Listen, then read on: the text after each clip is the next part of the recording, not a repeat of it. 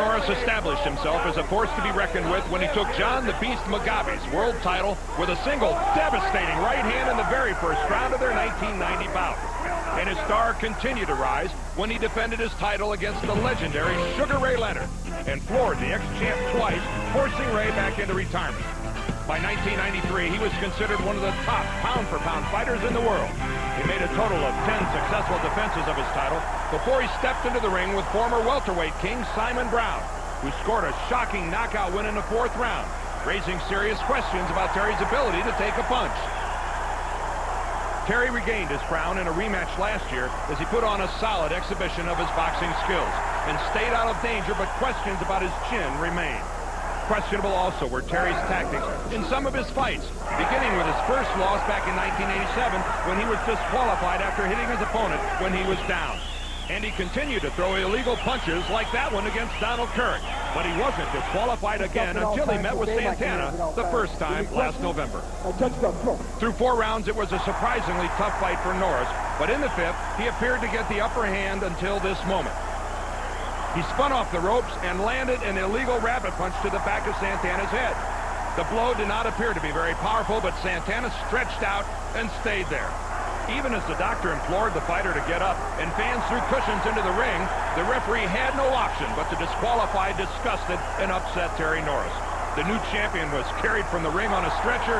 He had captured the crown flat on his back. The WBC ordered a rematch for April, and this time Norris totally dominated Santana and was on the verge of a knockout when the bell ended round 3.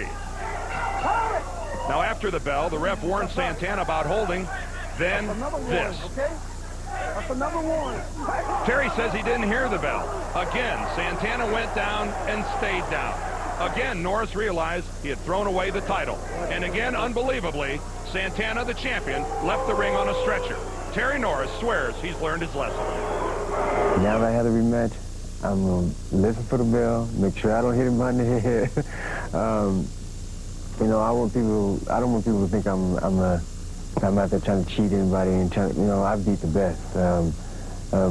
Just straight up beat the best. And Santana is not the best, and you know, he's not even worthy to have the WBC championship right now. And I don't think I have to cheat him to win the title. Alongside the boxing maven here at ABC, Alex Swallow. And Alex, if you're around this sport long enough, I guess you see most everything. I've never seen anything quite like what's happened with Santana Norris. Dan, in a sport where the bizarre is often commonplace, the 2 Santana Norris fights rank right up there with the craziest things that I've ever seen. And in my opinion, there is fault with both men. Yes, let me work off this, Jay. Thank you very much. I was trying to say, before I didn't have my mic in front of me, Dan, that this is one of the craziest series in boxing that I've ever seen, and in my opinion, there is fault with both men. Terry Norris threw illegal blows twice, as you saw, the second much worse than the first, and there is just no excuse for that, especially when, as we just saw, these were not flukes, but rather part of a pattern throughout his career. As for Luis Santana, in my opinion, uninformed in terms of medical training as my opinion is, I believe that even if Luis had a concussion as a result of those blows, he was conscious throughout. In fact, in the first fight, he opened his mouth when the doctor arrived so his mouthpiece could be removed. He was conscious enough to get up, and in my opinion, he was faking the effect of those blows in order to get his opponent disqualified. And while I hate to see illegal punches go unpunished, I also hate to see fakery get rewarded. Now, as for today's fight, no less an authority than the New York Times calls it potentially fascinating, quote-unquote. But like tonight's Mike Tyson fight, that's because of the past rather than the realistic potential of the fight itself. Terry Norris is a huge 20-to-1 favorite. He has outstanding talent, except for that suspect chin, and he should win easily. Luis Santana, at age 36, you see him there, after 14 years as a pro, to be totally honest, is a washed-up former contender. Before his first fight with Norris, he had won only 3 of his previous 10 fights. He really has no business being in the same ring with Terry Norris, but that was true the last 2 times they met. Let's just wait and see. Okay, Alex, let's go ahead and check the numbers of the fight. The tail of the tape, you see that Santana is 8 years Terry Norris's senior. Numbers down the line, both fighters really made the weight easily. Norris could fight at a lighter weight. Let's look at the rules. The WBC rules apply today. Scoring is on the 10-point must system.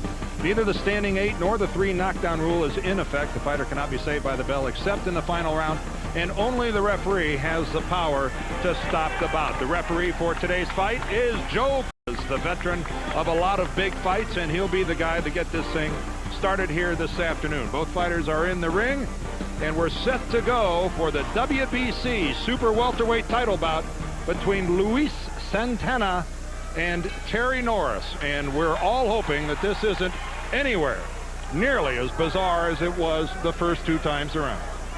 A wild right hand by Santana goes over the top of Norris. Norris clinches along the ropes, separated by Cortez. Alex, if you're Luis Santana, you just got to be hoping to land that one magic shot on the, as you say, suspect chin of Terry Norris. It looks like he's gunning for it early.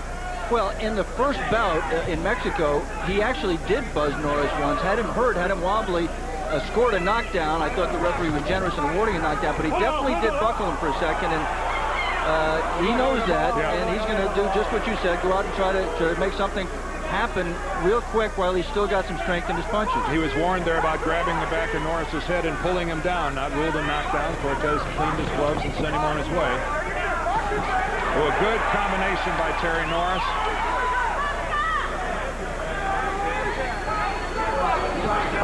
All the physical attributes lie in the corner of Terry Norris. The superior strength, the superior hand speed, the superior footwork. Youth is on his side. And yet, Luis Santana is the champion twice over. 2 levels to watch this fight on, Dan. One is whether Terry Norris can avoid making an incredible third mistake and losing somehow to Luis Santana, but also whether Terry Norris... Good left there by Norris, Alex. Good left hook. The other is whether Terry Norris can regain that skill and ability that he showed on his way when he was rated among the top 10 pound-for-pound fighters in the world. Top 3, really. Now, the one thing we know about Luis Santana is that he can take a punch. He has demonstrated an ability, at least in his last couple outings with Norris, that he's taken some solid shots and continued on. Again, Norris in the red trunks with the close white stripes. Santana wearing the red, white, and blue check trunks. And in the first 2 minutes of round 1, Luis Santana has gone from a guy who was out there trying to land a bomb to a guy right there who's clinching, who's looking to cover up. Terry Norris, with just the beginning of his offensive barrage, has put Luis Santana much more into defensive shell. There was an illegal punch. Yeah, there's hitting and holding by Santana. Even the most novice of spectators here at the MGM Grand observed it. And as we've often seen in the past, when Terry Norris, something happens, his temper is quick to flash. Just saw that left hook by Terry Norris miss. That's a punch that he has developed. He used to be just a right hand down the pipe power puncher. His power was all in the right hand, but his hook is better, and it's finding Luis Santana, and Santana is hurt. Yes, he had a couple good body shots, but now Terry Norris is on top of him. Final seconds of the first round. And I'm not sure why the referee... That separation. That separation definitely helped Santana. Cortez pulls Terry Norris away from Luis Santana. We're going to keep it here, folks. Okay, Sam, relax. Just relax. How you feel, man?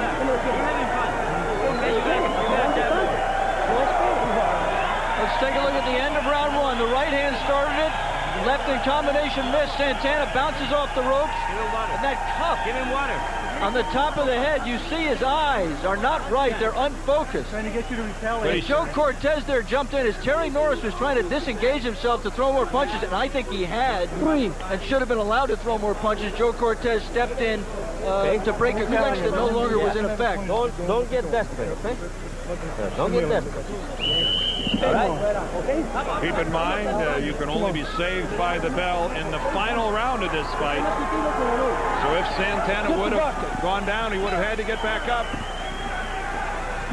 The beginning of the second round here in Las Vegas, Nevada. Dan Yurdorf and Alex Swallow ringside here on ABC's Wide World of Sports.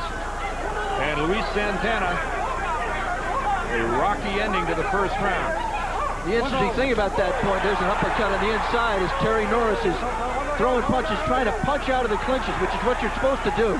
Well, Terry Norris trying to, certainly Alex has stepped up his aggressiveness, but all the, geez, everything is in his, oh, there's a nice little counter back with the left. Yeah, from the southpaw stance, he boxes a lot. Boy, Santana just looked totally shot there. You saw him, 36 years old, been through a lot of wars in his 14 years. And just a combination from Norris puts Santana down. Count is to 8. Luis Santana will continue, but you wonder for how long. Joe Cortez took an extra second just to look into Santana's eyes and then let the fight continue. And there's a veteran move, trying to clutch, trying to grab, but Terry Norris has so much going for him. A solid right hand from Norris connects. And you just wonder what's going through Terry Norris's mind. You know he's saying to himself, don't foul him. There's another right hand, a short chopping right hand from Norris right on the ear of Santana. Again, there's no 3 knockdown rule. This is the second knockdown of the second round. Another knockdown will not necessarily end the fight. Santana responded to Cortez, but he's fighting in slow motion. Oh, another left hand really hurt, and that really was more or less pulling him down. That was not good refereeing by Cortez. That's correct. And good for Santana to get the extra time to try to recover. Minute left for Terry Norris to finish his man. Puts another 2 rights down the pipe. They were down the pipe. There was a good comeback. Another right hand. And that's it. Cortez stops the fight.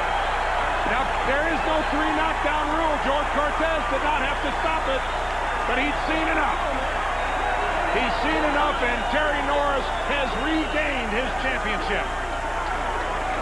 And you see the bitterness in Terry Norris. He went over and yelled at a man who he felt had cheated him out. Terry is convinced that Luis Santana, by laying down the canvas, cheated him out of his title, took it away from him, and kept it. And you saw the hatred pour out of him in that shot.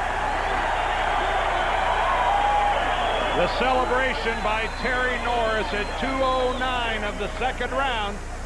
Joe Cortez stops it. And whether he stopped it there or stopped it later, I don't believe anybody here at ringside thought the outcome was going to be any different.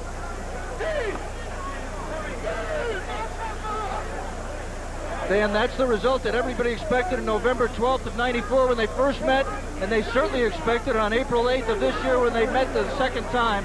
Finally, Terry Norris has won easily over Luis Santana the way he should have the first 2 times. Let's take a look at action. This is the first knockdown here in the second round. It was a first, I think, the right hand. I think the left put him down, but it was the right hand that did the damage. Here comes a second knockdown. Santana with his hands up defending himself, but just putting that left out there, and Norris countering over the top of it and drilling him. Very powerful, compact, quick right hand right on the left ear of Luis Santana, put him down, and here's the final knockdown where Cortez, I think, wisely stops it. 1 right has landed, and a left, and another right, and that's the one that put him down. As you had pointed out, Dan, there was no 3 knockdown rule, but Joe Cortez said enough was enough. Even though Santana was fully conscious, as you saw, it's still a correct decision. Didn't he? He gave every impression that he was able to continue, and that's just an outstanding job of refereeing by Joe Cortez. We still have a full afternoon of boxing coming your way here from Las Vegas. We have an interview with Mike Tyson done by Alex Swallow about 9 days or so ago. Plus, we're going to bring you one of the great heavyweight championship fights of all time between Ken Norton and Larry Holmes back in 1978. So don't go anywhere. A lot of boxing still coming your way here from Las Vegas on Wide World of Sports. Joe Cortez, the contest. He's the winner by way of technical knockout, once again regaining his WBC Super Welterweight Championship of the World. Terrible Terry Norris. Well, Terry's up in the ring right now, and Alex is with him. Alex, take it away. Terry, I know you thought you were going to beat him the first time. I know you thought you were going to beat him the second time. What does it feel like here after finally getting it done? Really? Just something it should have been done a long time ago, but I kept making mistakes, but I'm happy. I'm happy I got it back now.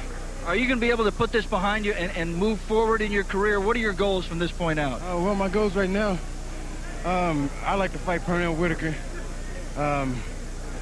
Unify the division in the junior middleweight division, and then move up to middleweight. But right now, my main plans are to unify the division and fight Pernell Whitaker. Can you get down to 147 pounds to fight him, or does he have to come up to fight you? No, I can get down. Well, I like to make we have to make plans and just plan it out first. But I was 152 today. I'm sure that we can arrange something.